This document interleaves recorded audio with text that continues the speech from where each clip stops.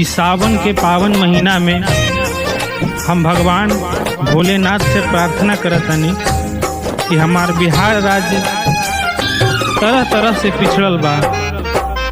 एक गाना के माध्यम से कहतनी आप लोग के अच्छा लगे तो लाइक करी, शेयर करी, कमेंट करी। हम गौरव गुड्डू आप सबके प्रणाम करतनी।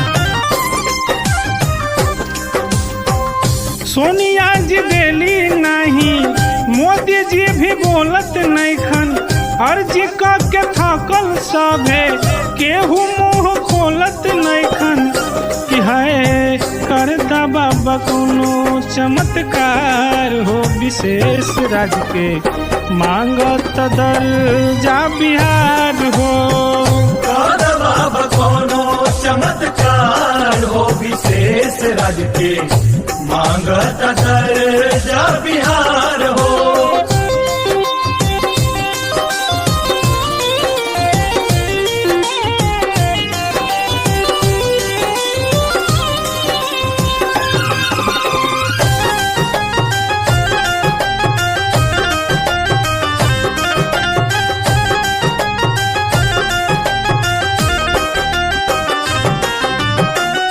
हर साल सूखा पड़े आबेला बाढ़ हो, अखिया के सोझा रहे दुख के पहाड़ हो।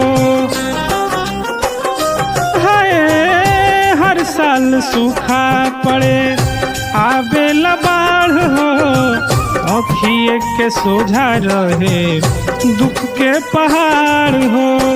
मांगेले नीतीश चाचा मिलल ना करार हो, लगल बाड़े जीतन बाबू आई कब बहार हो। है भगिया के खोली ना के बार हो विशेष राज के मांगत दर्जा बिहार हो। बाबा कोनो चमत्कार हो विशेष राज के मांगत दर्जा बिहार हो।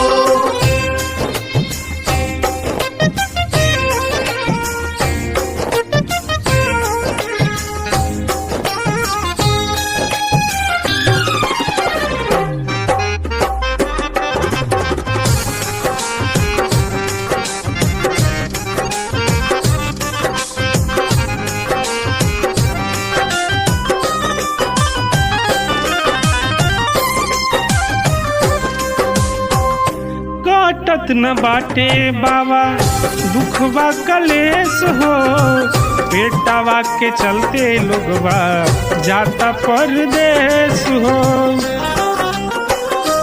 हाय कटत न बाटे बाबा दुखवा कलेश हो, बेटावा के चलते लोगवा जाता परदेश हो। दिल्ली बॉम्बे हावड़ा केहू जाता शाम हो, इहे बात कहे आइल बानी बाबा धाम हो। हाय छूट जाता घर परिवार हो विशेष राज के मांगत दर्जा बिहार हो।